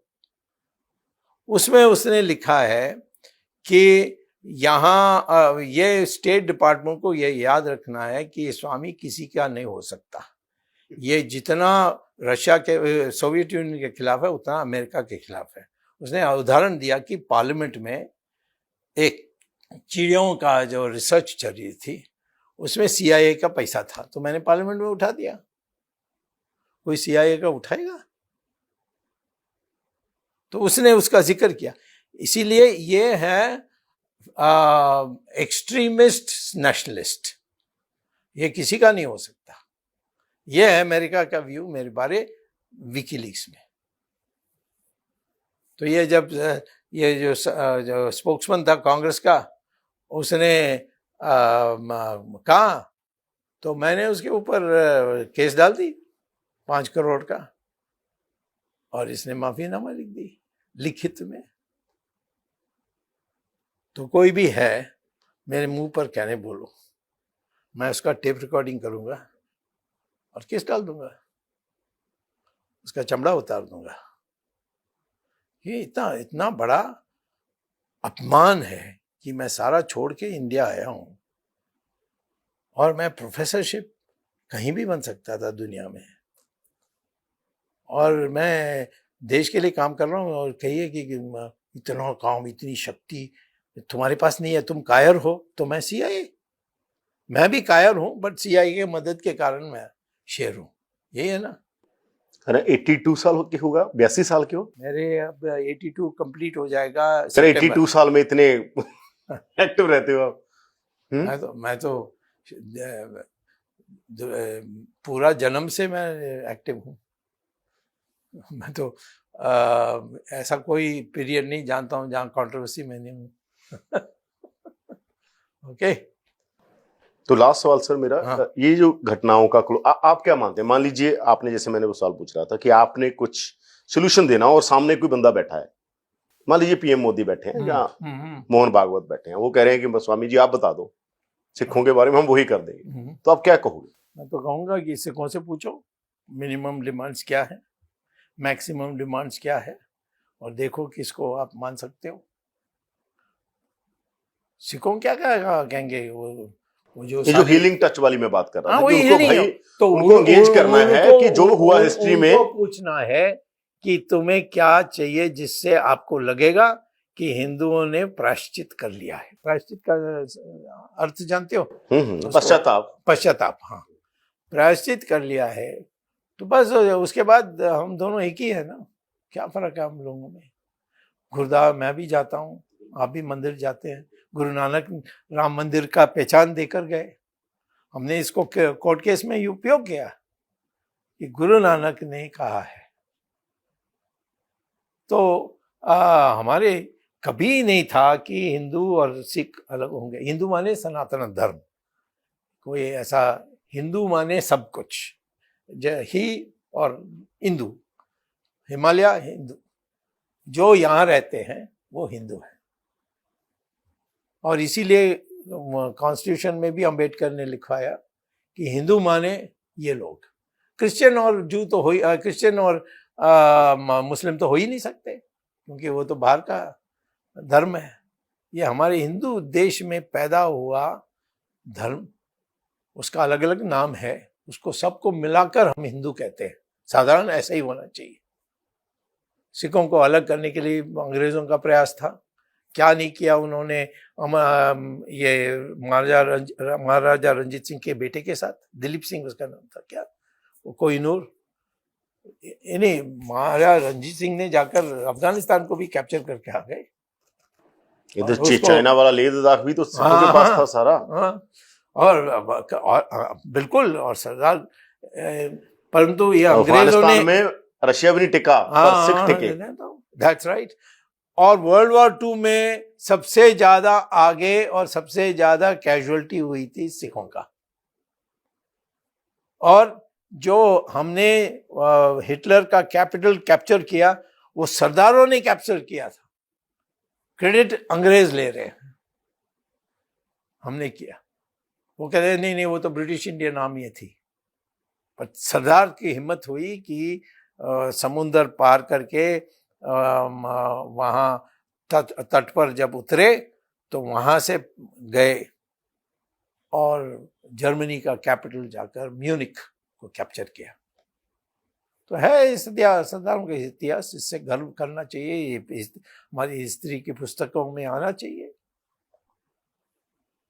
गुरु तेग बहादुर का क्या है, या अभूतपूर्व ये है, अभूतपूर्व यानी एक चीज है कि दूसरे धर्म के लिए उन्होंने अपनी जान दे दी। तो इसीलिए मैं कहता हूं कि हम औरंगजेब को कैसे भूल सकते हैं। तो इसीलिए मैं ये कहता हूं कि सरदारों को ये पहले मानकर चलना चाहिए कि हम हिंदू और हम जिसको हिंदू कहते हैं और हम एक हैं, लेकिन हिंदुओं ने ये सब अत्याचार हमारे साथ किए है।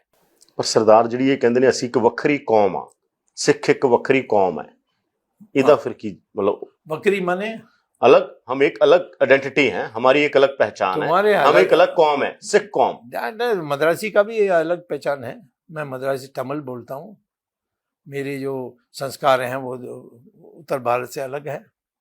मेरा जो रिश्ते हैं महिलाओं के साथ, यानी माँ बहन ये सब, ये तो यहाँ से अलग है। यहाँ तो महिला पर्दा आज भी पहनते हैं।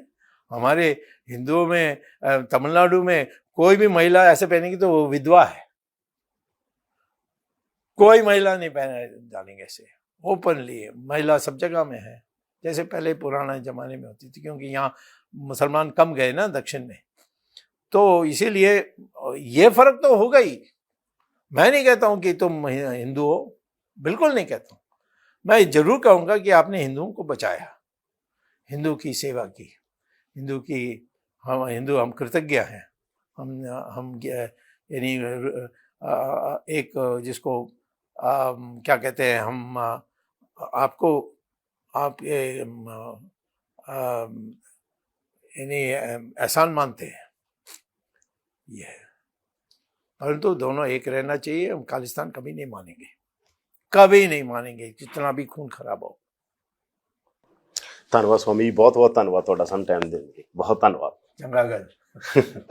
ਤਾਂ ਇਹ ਨੇ ਸੁਬਰਾਮਨਿਊ ਸਵਾਮੀ, ਜਿਨ੍ਹਾਂ ਨੇ ਸਾਰੇ ਸਵਾਲਾਂ ਦੇ ਜਵਾਬ ਬੜੇ ਖੁੱਲ੍ਹ ਕੇ ਦਿੱਤੇ, ਜਿਨ੍ਹਾਂ ਨੇ ਕਿਹਾ ਕਿ ਸਿੱਖ ਇਸ ਦੇਸ਼ ਦਾ ਅਟੁੱਟ ਹਿੱਸਾ ਨੇ ਤੇ ਉਹ ਲਗਾਤਾਰ ਇਸ ਦੇ ਲਈ ਲੱਗੇ ਰਹਿਣਗੇ।